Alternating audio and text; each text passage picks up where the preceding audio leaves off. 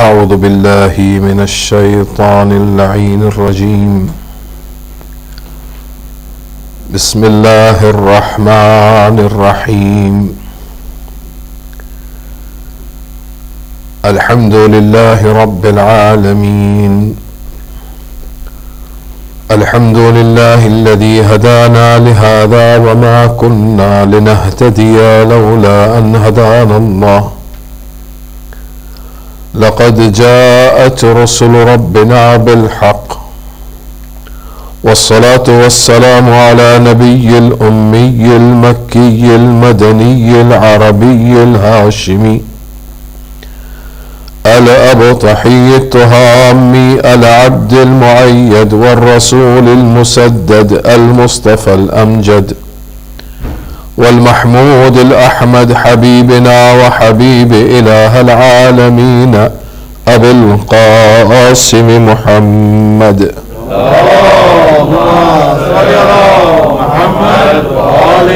والصلاة والسلام على أهل بيته الطيبين الطاهرين المعصومين المظلومين ولعنة الله على أعدائهم أجمعين من الآن إلى قيام يوم الدين. أما بعد، فقد قال الله تبارك وتعالى في محكم كتابه المجيد وخطابه الحميد وقوله الحق: بسم الله الرحمن الرحيم. ربنا الذي أعطى كل شيء خلقه ثم هدى. صلوا على محمد وآل محمد. اللهم صل على محمد وآل محمد. اس سے بلندتر صلوات علی محمد وآل محمد.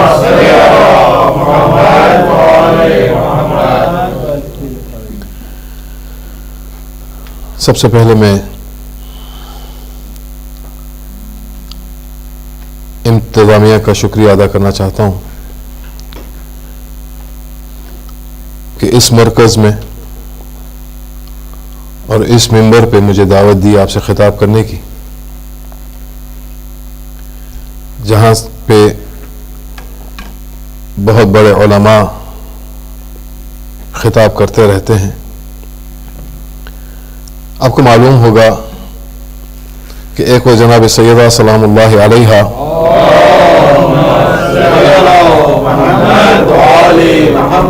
امام حسن مجتبی صلوات اللہ وسلام علیہ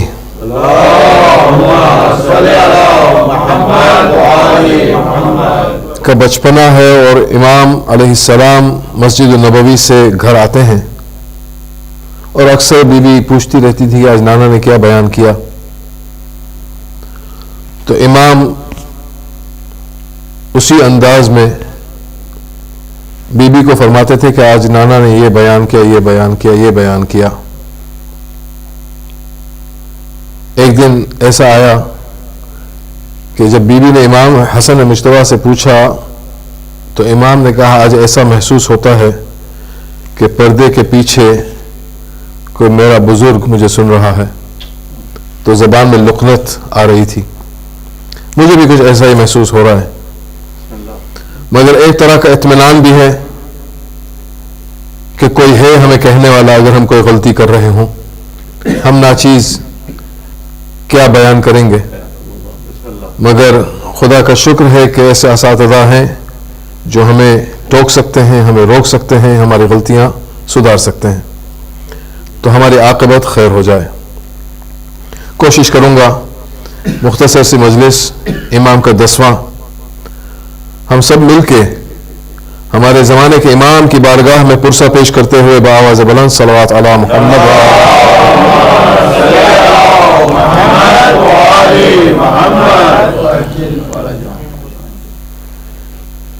جس آیت کریمہ کو میں نے اپنا سرنامہ قرار دیا سورہ طٰہٰ کی آیت ہے نمبر 50، جس میں خداوند کریم ارشاد فرماتا ہے: ربنا الذی اعطى كل شیء خلقہ ثم ہدی. دراصل یہ ایک مکالمہ ہے جو نبی موسیٰ علیہ السلام اور فرعون کے درمیان، جب فرعون نے نبی اللہ موسیٰ سے پوچھا فما ربکما، تمہارا رب کون ہے؟ ربکما کہہ کے اس سے پتہ چلتا ہے کہ جناب موسیٰ اکیلے نہیں تھے، جناب موسیٰ کے ساتھ جناب ہارون بھی تھے. تمہارا رب کون ہے؟ یہ گستاخانہ سوال تھا جو فرعون کی جانب سے جناب موسیٰ کو کرنا پڑا۔ اس کی وجہ یہ تھی کہ پوری سلطنت مصر کی فرعون کے قبضے میں تھی۔ فرعون یہ سوچتا تھا کہ یہ لوگ سارے میری بستی میں رہنے والے لوگ، یہ میری بستی کا فائدہ اٹھاتے ہیں، میرا پانی، میری زراعت، سب کا فائدہ اٹھاتے ہیں، تو میں ان کا رب ہوں۔ اور وہ اعلان کر رہا تھا انا ربکم الاعلی، میں تمہارا اعلی رب ہوں۔ اور جناب موسیٰ علیہ السلام کا فرعون کے ساتھ براہ راست رشتہ ہے۔ جناب موسیٰ ان کے گھر میں پلے ہیں، مگر جب خدا بند کریم لگام کھینچتا ہے اپنی، تو اپنے ہی گھر سے کوئی بندے کو کھڑا کر دیتا ہے، کوئی اس کو جواب دے دے۔ تو جناب موسیٰ کو جب پوچھا فما ربکما، تمہارا رب کون ہے؟ تو جناب موسیٰ نے جواب میں کہا ربنا الذی اعطى كل شیء خلقہ ثم ہدى، میرا رب وہ ہے، ہمارا رب وہ ہے کہ جس نے ہر ایک شے کو پرفیکشن کے ساتھ خلق کیا ہے اور اس کی ہدایت کر رہا ہے۔ ہر شے سے مراد دنیا کے اندر جو کچھ بھی ہمیں نظر آ رہا ہے، کائنات کے اندر جو کچھ بھی ہمیں نظر آ سکتا ہے، یہ ساری کی ساری خلقت خداوند کریم کی جانب سے ہے۔ مثال کے طور پہ ایک پودا ہے جس کا بیج ہم نے زمین میں بویا، اس کے اندر ہمارا کوئی کنٹرول نہیں ہے۔ ہمارا کام تھا بیج کا بونا، پانی کا ڈالنا، اور تھوڑی دیر نہ گزری تھی، تھوڑے دن نہ گزرے تھے کہ وہاں سے ایک چھوٹا سا پودا بڑا ہوا، بڑا ہوتا ہوتا ایک ایسے وقت، ایسے رشد کی حالت میں پہنچا جہاں پہ اس نے پھول دینا شروع کیے۔ پھولوں کی رنگت سے لے کے پھولوں کی خوشبو تک اس بیج یا بیج کے بونے والے کے اندر کوئی کنٹرول نہیں تھا کہ اس کے اندر کیسی خوشبو چاہیے۔ وہ خوشبو پیدا کرنے والا وہ ہے۔ ایک پھل کا لے لیں، سیب ہوا، آم ہوا، کہ آپ نے زمین میں ایک بیج بویا، آپ کا کام ختم ہو گیا۔ اب اس درخت کو نکالنا، اس درخت کا نکلنا، تھوڑا سا بڑا ہونا، رشد اور بلوغ کی حالت میں پہنچنا، پھر پھل دینا، اور پھل کا میٹھا ہونا، پھل کا کڑوا ہونا، پھل کا کھٹا ہونا، ذائقہ جو کچھ بھی ہے وہ خداوند کریم کے ہاتھ میں ہے، یعنی اس کی بھی ایک ہدایت ہے۔ چرخ کو دیکھ لیں، سورج، چاند، ستارے، ہر ایک شے اپنے محور پہ گھوم رہی ہے، ان سے کوئی نافرمانی نہیں ہوتی،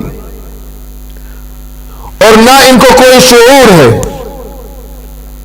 مگر جناب موسیٰ نے جواب میں کیا کہا تھا؟ ربنا الذی اعطى كل شیء خلقہ، رب ہمارا وہ ہے کہ جو خالق بھی ہے اور پھر ہادی بھی ہے، ثم ہدی، اور ہماری ہدایت بھی کر رہا ہے۔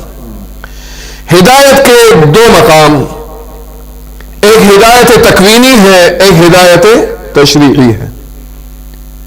ہدایت تکوینی جہاں پہ ہمارا کوئی دخل نہیں ہوتا،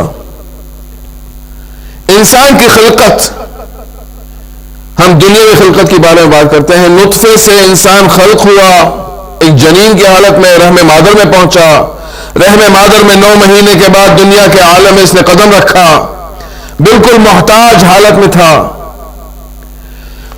اس دوران صورت کا اختیار کرنا اس انسان کے ہاتھ میں نہیں تھا۔ اگر آج ہمارے ہاتھ میں ہوتا کہ ہمیں کیسی صورت سے خلق ہونا ہے تو نہ جانے ہم کیا کچھ کر بیٹھتے، ہمارے ہاتھ میں کوئی کنٹرول نہیں تھا۔ تو ہمارا جسم بڑا، بڑھتے بڑھتے ایک حد پہ پہنچا، اور پھر آہستہ آہستہ بلوغ کی حالت سے گزرتا ہوا، جوانی کی حالت سے گزرتا ہوا بڑھاپے پہ قدم رکھتا ہے۔ اس حد تک انسان کا کوئی کنٹرول نہیں۔ اگر ہمارے ہاتھ میں کنٹرول ہوتا تو ہم خدا سے کہتے پروردگار بس میں اب جوان رہنا چاہتا ہوں، میں بوڑھا نہیں ہونا چاہتا۔ تو یہ ہمارے جسمانی ارتقاء کی منزلیں ہیں جو ہم طے کر رہے ہیں۔ اس ہدایت میں جو خدا ہماری ہدایت کر رہا ہے، اس میں ہمارا کوئی کنٹرول نہیں ہے۔ مگر ایک اور ہدایت ہے جس کا انسان محتاج ہے، انسان اس ہدایت کا محتاج ہے. تھوڑی دیر کے لیے ہم ہماری زندگی کو ڈیوائڈ کرتے ہیں 4 حصوں میں. میں نہیں کرتا، قرآن مجید جس زندگی کو رہتے ہوئے، جس زندگی کو ہم بسر کرتے ہوئے دنیا کے اس ماحول اور اس رنگت کے اندر اس طرح گل مل گئے ہیں کہ ہم تھوڑی دیر کے لیے بھول گئے کہ ہم یہاں پہ صرف ایک ٹرانزیشنل پیریڈ سے گزر رہے ہیں. ہمارا یہاں پہ مقیم، ہمارا یہاں پہ مقام ہمیشہ کے لیے نہیں ہے. یہاں سے صرف گزر ہے. یہاں پہ ہمیں بونا ہے، کاٹنا کہیں اور ہے، جانا کہیں اور ہے. مگر انسان بھول جاتا ہے. سورہ حدید کے اندر خداوند کریم ارشاد فرماتا ہے، اعلموا انما الحیات الدنیا لعب ولہو وزینۃ وتفاخر بینکم وتکاثر فی الاموال والاولاد. 4 حصے ڈیوائڈ کرتے ہیں. ہم جب دنیا میں قدم رکھتے ہیں، ہماری ماں کی گود سے جب اترتے ہیں زمین پہ، تو ہماری زندگی کے اندر صرف ایک ہی مقصد ہوتا ہے، کھیل، لعب اور لہو. اگر ایک چھوٹے سے بچے کو 1 پاؤنڈ کی 1 روپے کی گاڑی دے دے، وہ خوش ہو جائے گا بنسبت اس گاڑی کے جو آپ کے باہر کھڑی ہوئی ہے. اگر آپ اس کو مرسیڈیز کی چابی دے دیں تو منع کر دے گا، مجھے نہیں چاہیے، کیونکہ اس کا دماغ ہی ایسا ہے کہ وہ لہو اور لعب کے اندر، بس کھیل تماشے کے اندر. شاعر نے کیا خوب کہا،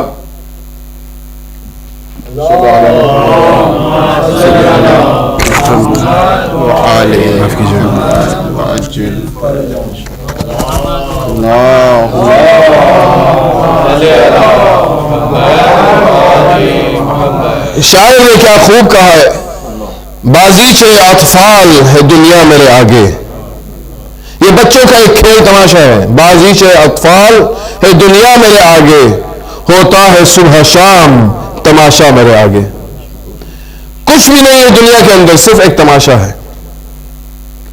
افلاطون انہوں نے ایک اور فلسفہ پیش کیا. وہ کہتے ہیں کہ جو دنیا میں آپ دیکھتے ہو یہ صرف کاپی ہے، ایک ڈپلیکیٹ ہے. اگر آپ نے کوئی سیب کھا لیا، دنیا کا اتنا میٹھا سیب، تو ایک ڈپلیکیٹ ہے اس سیب کی جو وہاں پہ ہمیشہ کے لیے ہے. خداوند کریم سورہ حدید کے اندر ارشاد فرماتا ہے، اعلموا، خبردار رہو، انما الحیات الدنیا لعب ولہو، یہ دنیا جس میں آپ رہ رہے ہو یہ کچھ نہیں ہے سوائے اس کے کہ کھیل اور تماشا. تو یہ ایک بچپنا ہے جو انسان کھیل اور تماشے کے اندر گزار دیتا ہے، اور تھوڑا سا بڑا ہوتا ہے 7-8 سال کے بعد جب وہ رشد کی حالت میں پہنچتا ہے انسان، تو پھر اپنے آپ کو زینت سے سنوارتا ہے، زینت دیتا رہتا ہے. اب اس کو وہ 1 پاؤنڈ کی گاڑی دے دے تو وہ نہیں کہے گا. اب اس کو ایک آفٹر شیک دے دیں، اس کی خوشی دوبارہ ہو جائے گی، کیونکہ اب اس کا دماغ زینت کی طرف جا رہا ہے. اور پھر جب انسان آگے بڑھتا ہے اور 20 اور 30 سال کی عمر کے درمیان، تو ایک کمپیٹیٹو زندگی کے اندر قدم رکھتا ہے، تفاخر بینکم، اور پھر آپس میں فخر مباحات کرتا ہے کہ اب میرے پاس یہ ہے اور میرے پاس وہ ہے. اور جب انسان 30 سال سے نکل کے 40ویں سال میں قدم رکھتا ہے تو گھنٹی بجتی ہے.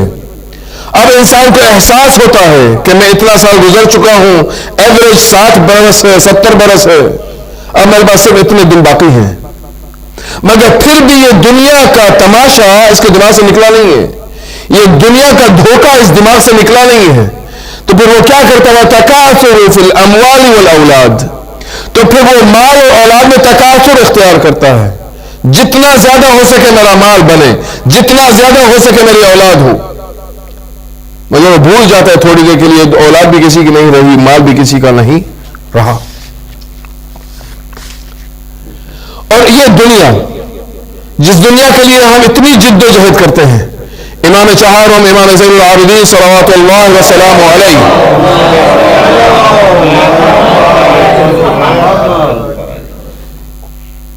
اپنے جد امیر المومنین علی بن ابی طالب سے روایت کرتے ہیں ایک حدیث کہ جو ٹیمپرری فیز دنیا کے اندر ہم زندگی بسر کرتے کس لیے، کہ راحت ہمیں نصیب ہو. دنیا کے اندر ہم رہتے ہوئے راحت طلب ہیں.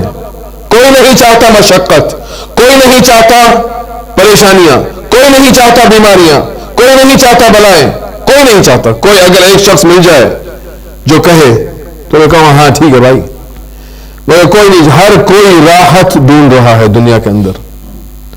اور امام فرماتے ہیں الراحت لن تخلق فی الدنیا ولا لأہلها, یہ راحت دنیا کے لیے بنی ہی نہیں ہے, نہ دنیا والوں کے لیے بنی ہے. تو دنیا میں راحت ڈھونڈ کیوں رہے ہو؟ ولا لأہل الدنیا انما خلقت الراحت فی الجنت ولأہل الجنہ, راحت اصل میں جنت کے لیے خلق ہوئی ہے اور جنت والوں کے لیے خلق ہوئی ہے. اگر ہمارے امام کے اس قول پہ ہمیں پورا یقین ہوتا تو ہماری دوڑ آج سے شروع ہو جانی چاہیے تھی کہ ہمیں اس منزل تک پہنچنا ہے جہاں پہ ہمیں ہمیشہ ہمیشہ کے لیے راحت نصیب ہوگی. اس کے لیے جد و جہد ہے. اتنی آسانی سے وہ زندگی اور نہیں مل سکتی, مگر اس کے لیے, اس کو کنٹرول کے لیے. اچھا یہ باتیں کیوں میں انسانوں سے کر رہا ہوں؟ کیونکہ انسان ایک واحد مخلوق ہے جس کے خدا بند کریم نے عقل سے نوازا ہے, اور یہ عقل ہے کہ جس کی وجہ سے خدا بند کریم ہمیں آزمائے گا بھی. خدا نے ہمیں اختیار دے کے دنیا میں بھی بھیجا, مگر ایسا نہیں ہے کہ اختیار پورے کا پورا دے دیا. جب چاہے وہ روک سکتا ہے, جب چاہے وہ کھیل سکتا ہے. آج کیا حالت ہے دنیا کی؟ ظلم فرعون کا جب اتنا بڑھ گیا تو کہاں پہ لگام کھینچی؟ اسی جگہ کے ڈوبا. فرعون کو نہیں معلوم تھا کہ اس طرح کا اینڈ بھی ملا ہوگا. اور خدا کی حجت موسیٰ, دنیا کمپیئر کر رہی ہے. خداوند کریم جس کو چاہتا ہے اس کو مال سے نوازتا ہے اور نوازتا رہتا ہے. ٹھیک ہوگا. تو کیا موسیٰ کو خدا نہیں چاہتا تھا؟ خداوند کریم ہمیشہ ڈیل دیتا ہے, کر لو جو کر سکتے ہو, ایک وقت آئے گا کہ میری گرفت میں پھنسو گے. مگر یہ انسان کی عقل ہے کہ جو انسان کو دھوکہ دیتی ہے.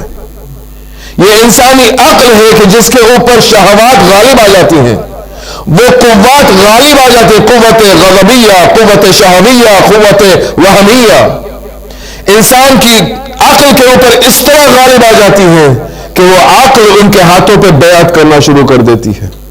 بھول جاتا ہے انسان تھوڑی دیر کے لیے کہ یہ شہوات بھی ٹیمپرری ہیں. انسان کو پیاس لگتی ہے, بار بار لگتی ہے.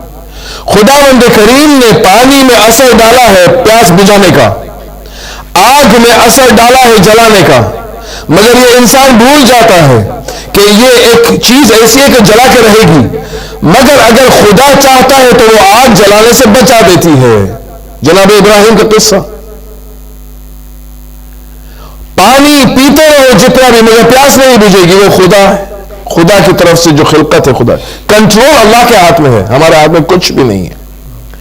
تو خداوند کریم کا یہ نبی کہہ رہے ربنا الذی آتا, یاد رکھنا میں سرنڈر کر چکا ہوں اس رب کے ہاتھ میں کہ جس کے ہاتھ میں میری قبض قدرت میں میری زندگی ہے.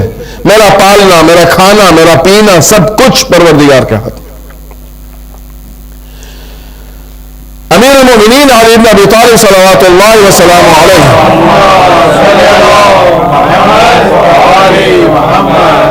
عقل کے بارے میں فرماتے ہیں, جس عقل پہ ہم ناز کرتے رہتے ہیں کہ ہمارے پاس جیسی عقل ہے کسی کے پاس نہیں, مگر عقل کیسے دھوکہ دیتی ہے. امیر المومنین فرماتے ہیں اکثر مصارع العقول تحت بروق المطامع, عقل کی اکثر غارت گری طمع کی بجلیوں کے تلے ہے. انسان اتنی طمع کرتا ہے, اتنا گریڈی بن جاتا ہے کہ عقل بھی اس کو دھوکہ دے دیتی ہے. پھر امام فرماتے ہیں حلم اور عقل کے بارے میں ساتھ میں, امام فرماتے ہیں الحلم غطاء ساتر, حلم چھپانے والا ایک حجاب ہے, فوربیئرنس چھپانے والا ایک حجاب ہے. والعقل حصان قاطع, اور عقل کاٹ دینے والی ایک تلوار ہے. پھر امام فرماتے ہیں فَاسْتُرْ خَلَلَ خُلُقِكَ بِحِلْمِكَ, تو اپنے عیوب کو، اپنے ان اخلاقی کمیوں کو چھپاؤ حلم سے.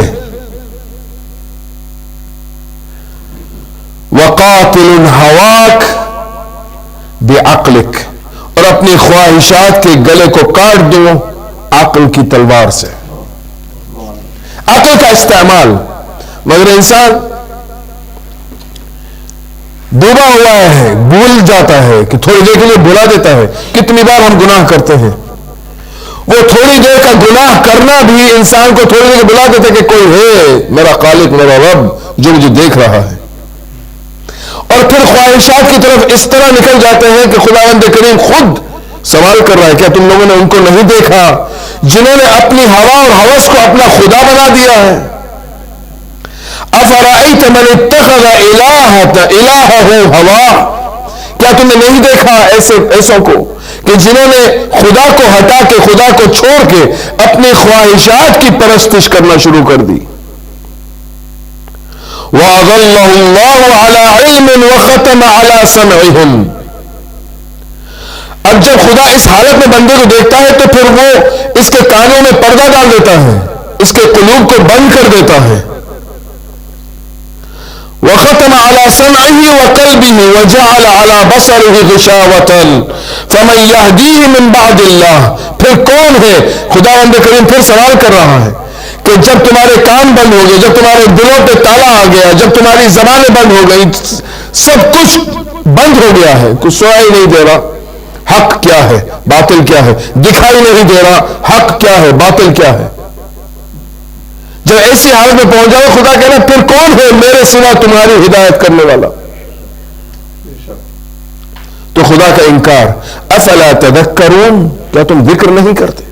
کیا خدا کا سوچتے نہیں ہو؟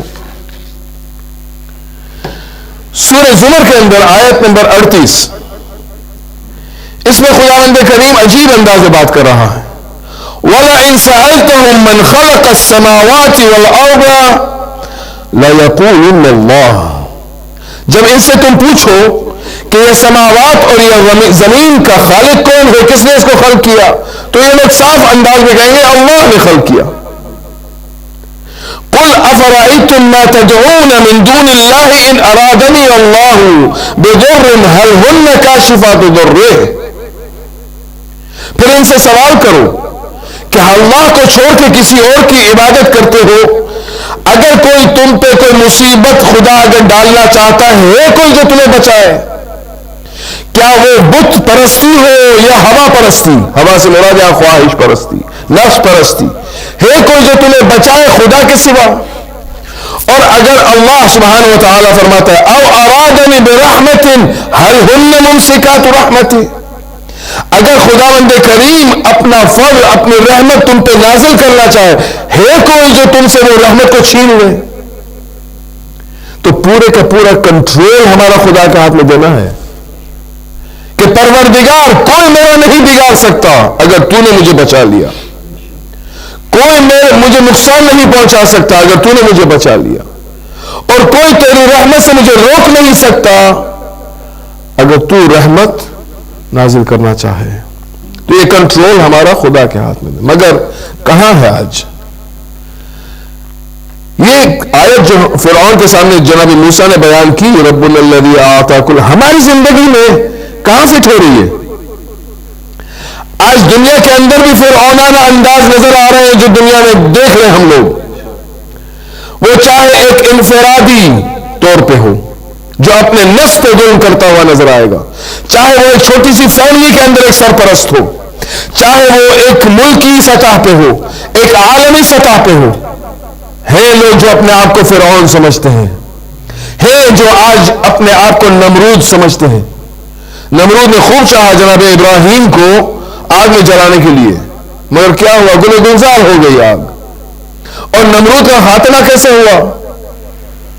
ہم نے سب نے سنا ہے کہ مچھر کی وجہ سے نمرود 40 دنوں تک اتنا پریشان ہوا تھا کہ چھوٹا سا مچھر اس کے ناک کے ذریعے دماغ میں پہنچ گیا. وہ جو اپنے آپ کو خدا کہلواتا تھا وہ اپنے لوگوں سے کہتا تھا کہ چپل اٹھاؤ اور مارو میرے سر پہ. اور خداوند کریم کا یہ اعجاز کہ اس نے مچھر کو گویا کیا. اچھا مچھر جب اس کے سر پہ پہنچا تو مچھر کا آدھا حصہ پیرالائز ہو گیا تھا, آدھے حصے سے اس کو پریشان کر رہا تھا. اب وہ مچھر سے گویا ہوا تھا, تو خدا کہہ رہا تھا اپنے آپ کو ایک کام کر, یا تو مجھے بالکل ٹھیک کر دے تاکہ میں تیرے ناک سے نکل جاؤں تجھے سکون دے دوں, یا تو مجھے مار دے تو میں پھر ختم ہو جاؤں. دونوں چیزیں نمرود سے نہیں ہوئی. نہ مچھر کو وہ ٹھیک کر پایا نہ اس کو مار سکا. آخر کار وہ جوتے کھا کھا کے مر گیا. یہی حالت ہوتی ہے فرعونانہ انداز میں. آج سے کچھ سالوں پہلے عراق کے اندر میں ایک فرعون آیا تھا, جوتوں کے علاوہ ان کو کچھ نہیں ملتا. جو آدمی اپنے آپ کو اس طرح سمجھتا ہے کہ میں پاورفل ہوں. ایک کبھی دیکھا آپ نے انسان کو, یہاں پہ تو ہم نے بہت اکثر دیکھا ہوا ہے پارک وغیرہ میں, جب لوگ کتے کو چلاتے ہیں ایک لیش ہوتی ہے, پتہ نہیں کیا بولتے ہیں اس کو, لگام, اس کو 50 میٹر ہوتی ہے یا 100 میٹر کا, اس کو چھوڑ دیتے ہیں. جب کتے کو اندازہ ہوتا ہے کہ اب میں اتنی تیز جا سکتا ہوں اور ایک دم سے اس کا اینڈ آ جاتا ہے تو کس طرح پھنس جاتا ہے. اسی طرح ہماری زندگی ہے. اگر ہم نے سرکشی اختیار کی, طغیانی اختیار کی, تو خدا کی لگام کب ہمیں پھنسا دے ہمیں نہیں معلوم. اس کا ہمیں خیال رکھنا ہوگا. اور اسی وجہ سے یہ ساری قربانیاں پیش ہوئی ہیں. یہی وجہ تھی کہ محمد اور آل محمد کو خداوند کریم نے ہماری عقلوں کو سیدھی راہ پہ رکھنے کے لیے بھیجا ہے. ایک رسول باطن جو ہمارے دماغ میں ڈیفالٹ ہم پیدا کیے گئے ہیں عقل کے ساتھ, جو باطن رسول ہے. ایک رسول ظاہر ہے, جب باطن ڈگمگاتا ہے تو رسول ظاہر اس کو واپس فطرت پہ لے کے آتا ہے. اور صرف رسول ظاہر نہیں, نبوت و امامت کے ساتھ آج بھی رسول کا جانشین پردہ غیب میں ہے. آج بھی رسول کا وہی جانشین جس کی وجہ سے ہمیں روزی ملتی ہے. اين السبب المتصل بين الارض والسماء, کہاں ہے وہ کہ جس نے زمین و آسمان کو متصل رکھا ہوا ہے. وَبِيُمْنِهِ رُزِقَ الْوَرَىٰ, کون ہے وہ کہ جس کی وجہ سے ہمیں رزق عطا ہو رہا ہے. آج اگر حجت خدا دنیا میں نہ ہوتی تو نہ جانے کیا ہو جاتا. لَسَّاخَتْ الْأَرْضِ لِأَهْلِهَا, کہ آسمان ٹوٹ کے گر پڑتا اگر حجت خدا نہ ہوتی. آج ایمانداری سے بتائیے گا, کوئی اگر انسان گناہ کی طرف آگے بڑھتا ہے, ہم اس کو پوچھتے کیوں کیا, تو کہتا ہے شیطان کے وسوسے میں آگے. کیا تھوڑی دیر اتنا شیطان پہ بھروسہ کہ اس کے وسوسے میں اتنا آسانی سے ہم آگے, کیا اتنا بھروسہ ہمیں نہیں ہمارے امام پہ. ہم خداوند کریم کا شکریہ ادا کرنا چاہیے بار بار. جب ہم دن شروع کرتے ہیں تو زیارت یومیہ سے ہمارے اماموں کو یاد کرتے ہیں.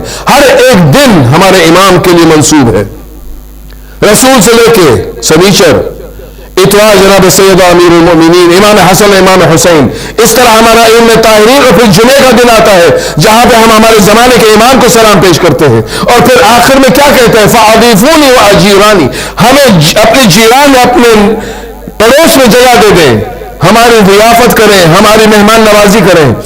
جب میں نے اپنے آپ کو ان ذوات گرامی کے ہستیوں کے ہاتھوں میں اپنی زندگی دے دی تو کس کی مجال ہے کہ امام کی حاضری میں کوئی گناہ کر سکے. تھوڑی دیر کے لگے اس طرح آدمی سوچے تو شاید گناہ سے بچ سکتا ہے. میں نہیں کہتا یقیناً, کیونکہ اس کے اندر دوسرے بہت سارے پہلو ہیں جو ہمیں گناہوں کی طرف بڑھا دیتے ہیں.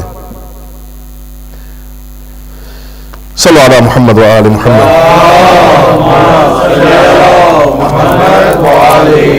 تو سب سے پہلا پوائنٹ کہ اپنی خواہشات کو کنٹرول کرو. کسی نے کہا ہزاروں خواہشیں ایسی کہ ہر خواہش پہ دم نکلے, بہت نکلے میرے ارماں مگر پھر بھی کم نکلے. تو کتنا بھاگیں گے ہم اس دنیا کے پیچھے جو ہمیشہ منہ پھیرتی ہوئی آئی ہے. حدیث قدسی میں خداوند کریم نے بھی کہا ہے, عجبت لمن رأى تقلب الدنيا كيف يطمئن إليها, کہ جس دنیا کو تم نے دیکھا ہے کہ منہ پھیرتی رہتی ہے, تم کیسے اس پہ اطمینان کیے بیٹھے ہو. مگر افسوس, نہ انسان حرام دیکھتا ہے نہ حلال. حرام محمدی کو حلال کر کے پیش کیا جا رہا ہے, خاموش. سب سے بڑا پرابلم جو اگر ہم فیس کر رہے ہیں آج, کہ وہ مقصد حسین جس کی وجہ سے ہم جمع ہوئے ہیں اس کو بلا بیٹھے ہیں. امر بالمعروف اور نہی عن المنکر چلا گیا, ہمارے ہاتھ سے نکل گیا, بلکہ تو ایسی حالت ہے کہ معروف کو منکر کی طرح پیش کیا جا رہا ہے, منکر کو معروف کی طرح. یہ حالت ہے. امام حسین علیہ السلام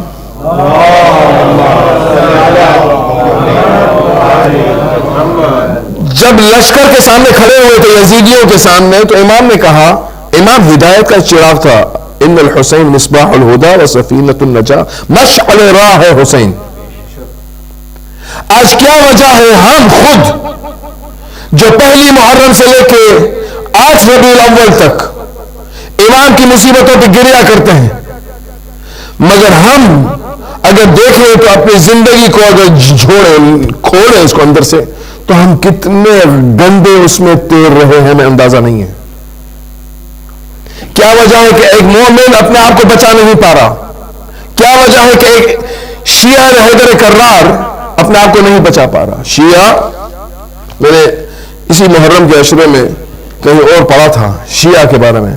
ہم اپنے آپ کو شیعہ بہت آسانی سے کہہ دیتے ہیں, بہت آسانی سے.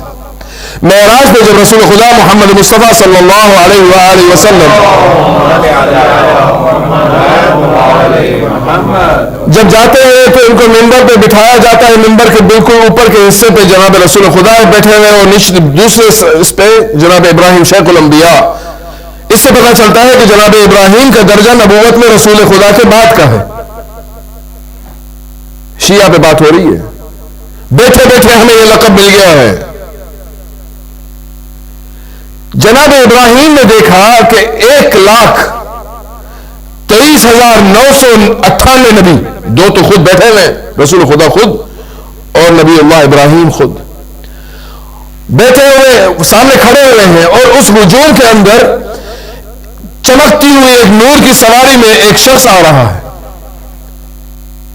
جناب ابراہیم پوچھتے ہیں, یا رسول اللہ, یہ کون سا ملک ہے, یہ کون سا فرشتہ ہے, کون ہے یہ کیونکہ نبی مرسل ہے یا کوئی فرشتہ ہے؟ کہا نہیں, یہ فرشتہ نہیں ہے, نہ نبی مرسل ہے, یہ علی بن ابی طالب ہے, میرا جانشین, میرا وصی ہے. کہا اس کے ارد گرد جو چل رہے ہیں وہ کون ہیں جو چمکتے ہیں ٹمٹماتے ہوئے؟ کہا یہ اس کے شیعہ ہیں.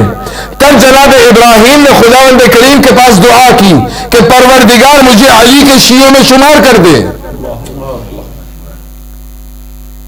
وَإِن مِّن شِيعَتِهِ لِإِبْرَاهِيمَ, کہ ہم نے ابراہیم کو علی کے شیعوں میں شمار کر دیا ہے.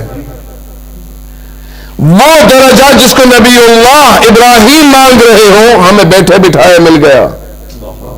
ہمیں سوچنا پڑے گا تھوڑی دیر کے لیے کہ واقعی ہم شیعہ ہیں, اور اگر ہم اپنے آپ کو محب کہتے ہیں تو کیا واقعی ہم نے محبت کا وہ حق ادا کیا ہے؟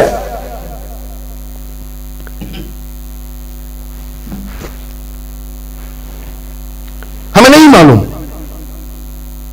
اگر ہم جی رہے ہیں, ہماری سانسیں چل رہی ہیں, اور ہماری برزخ بھی اگر اچھی ہو گئی تو نور علی نور, تو یہ رحمت خدا اور محمد اور آل محمد کے وسیلے کے سوا کچھ بھی نہیں ہے. ان کی رحمت, ان کی محبت, اس کے سوا کچھ بھی نہیں ہوگا. کیونکہ امام حسین علیہ السلام آخری وقت جب لشکر وزیر سے مخاطب ہوئے ہیں, امام فرماتے ہیں وَيْلَكُمْ مَا عَلَيْكُمْ أَن تَنْصِتُوا لِي فَاسْتَمَعُوا قَوْلِي. کیوں خاموش ہو, کیوں میرے قول پہ لبیک نہیں کہتے, کیوں سنتے نہیں ہو مجھے؟ وَيْلَكُمْ, وائے ہو تم پر.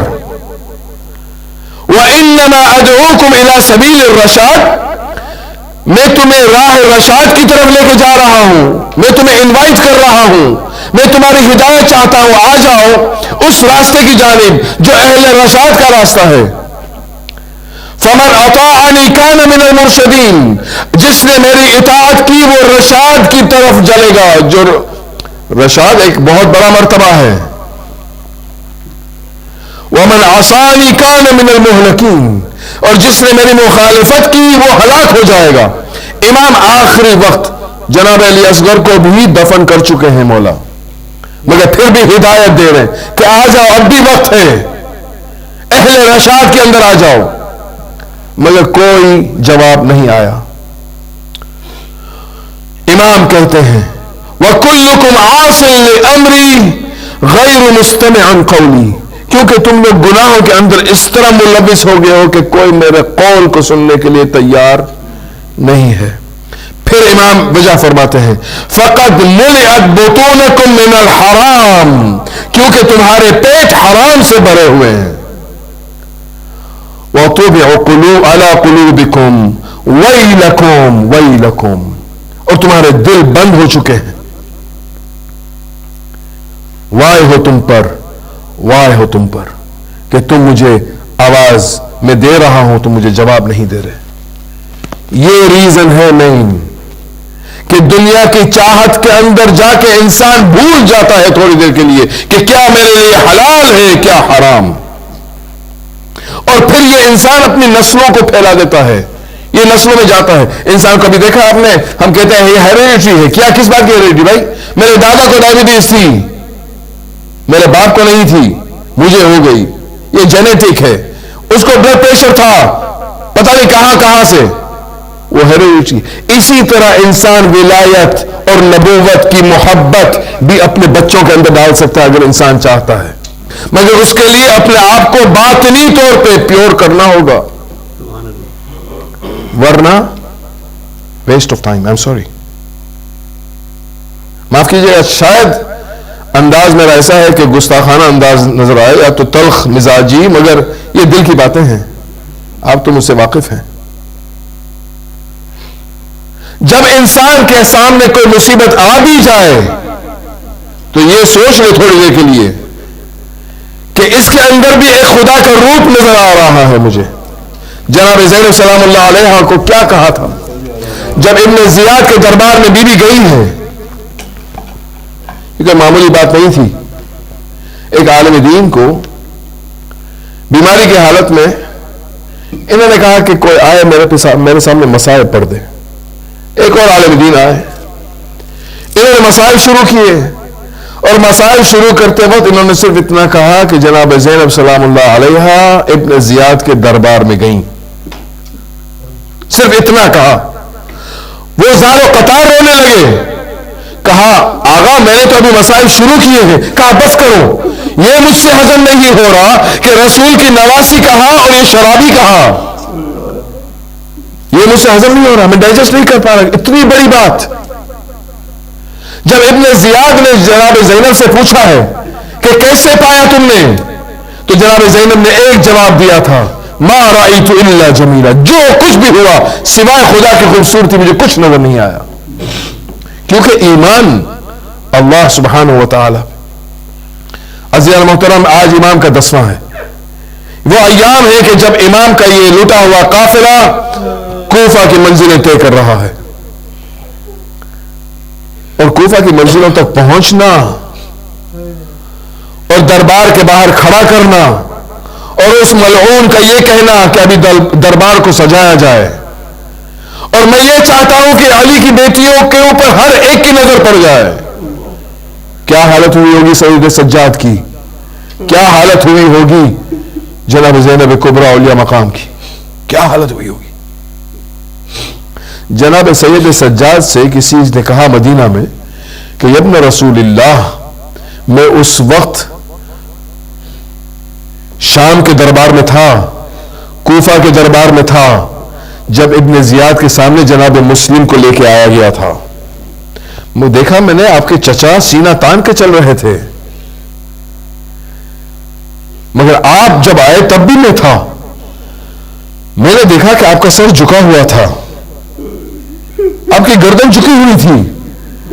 امام نے کہا اے شیخ، تو نے انصاف سے کام نہیں لیا، جب میرا چچا مسلم آیا تھا وہ یکو تنہا تھا، اکیلا تھا، جب میں آیا تھا تو میری بیویاں میرے ساتھ تھیں، میری مائیں بہنیں میری پھوپھیاں میرے ساتھ تھیں، اور یہ کس طرح تو نے سوچ لیا کہ سید سجاد اپنا سر اٹھا کے چلے گا دربار کے اندر؟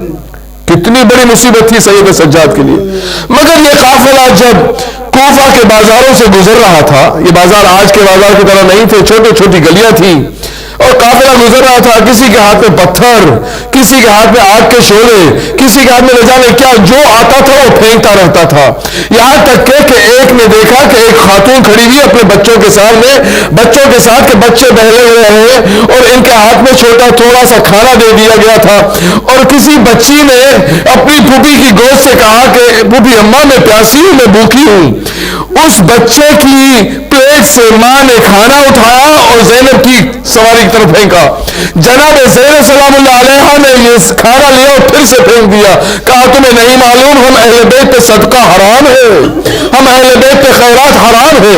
اس طرح ملعون تماشا دیکھ رہے تھے بیویوں کا۔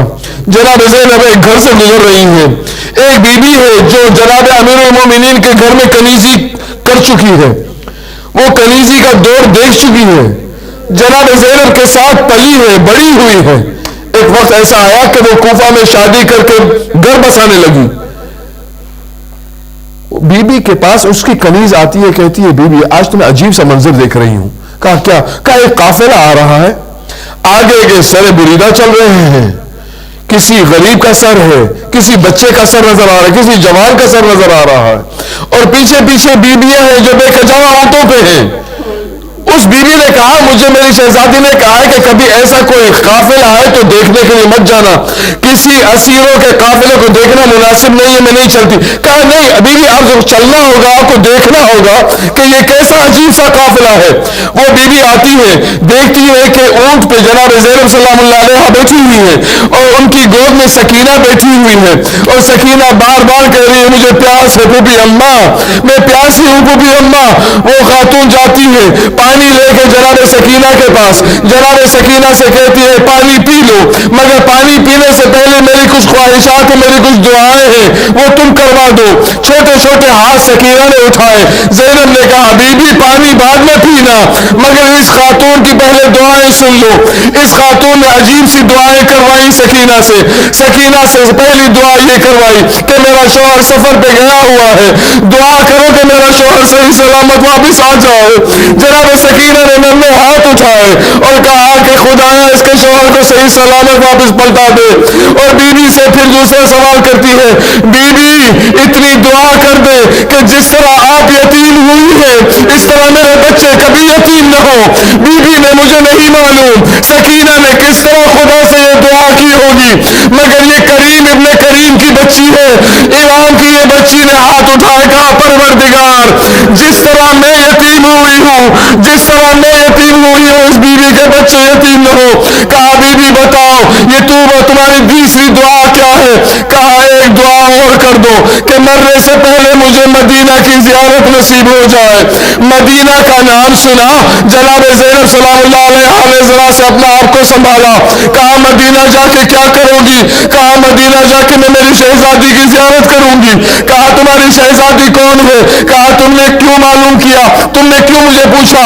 تمہارا مدینہ سے کیا تعلق ہے؟ مدینہ سے کیا تعلق ہے؟ بیوی نے کہا مجھے اتنا بتا کہ مدینہ میں تیرا کون ہے؟ کہا میرا مولا حسین مدینہ میں ہے، میرا آقا عباس مدینہ میں ہے، میری شہزادی مدینہ میں ہے۔ کہا تیری شہزادی کا نام کیا ہے؟ کہا تیری مجال تو اس بازار میں میری شہزادی کا نام پوچھ رہی ہے۔ بیوی سے رہا نہ گیا، بیوی نے کہا کہ ام حبیبہ تو اگر زینب کو دیکھے گی تو پہچانے گی؟ کہا ہاں کیوں نہ پہچانوں گی۔ تھوڑا سا بالوں کو ہٹایا، چہرہ نمودار ہوا زینب کبریٰ کا۔ بیوی ام حبیبہ نے دیکھا، کہا بی بی آپ کا یہ حال کس نے کیا؟ میرا ماجا حسین کہاں گیا؟ میرا عباس کہاں گیا؟ بیوی نے اشارہ کیا، بیوی نے کہا ذرا دیکھو نوکے نیزہ پہ سورہ کہف پڑھنے والا حسین، اور گردن گھوڑے کی گردن میں جو سر بندھا ہے وہ عباس کا سر ہے۔ ام حبیبہ خدا نے تیری تیسری دعا یہی قبول کر لی، زینب کبریٰ تیرے سامنے ہے۔ اے ام حبیبہ میرے نانا کی امت نے ہمارے ساتھ یہ سلوک کیا، اے ام حبیبہ میرا بھائی مارا گیا۔ انا للہ و انا الیہ راجعون، رضا بقضائه وتسلیما لامره، ماتم حسین۔